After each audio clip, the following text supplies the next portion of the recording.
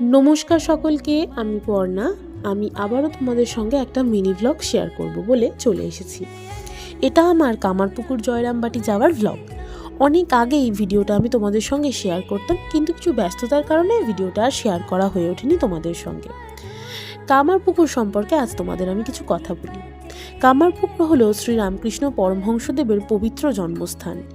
এটি একটি তীর্থস্থান হওয়ায় ভক্তদের আনাগোনা প্রায় রোজ দিনই লেগে থাকে। কামারপুকুরে এটি অবস্থিত পশ্চিমবঙ্গের হুগলি জেলায় বিগ্রহ স্থাপন করা আছে এবং কামারপুকুর একটি মনোমুগ্ধকর, শান্ত এবং নীরব একটি পরিবেশ, যে পরিবেশে গেলে মন ছুঁয়ে যায় এবং চারিদিকের পরিবেশ আমার বেশ ভালো লাগে এবং তাই বারে বারে আমার যেতে ইচ্ছা করে কামারপুকুর।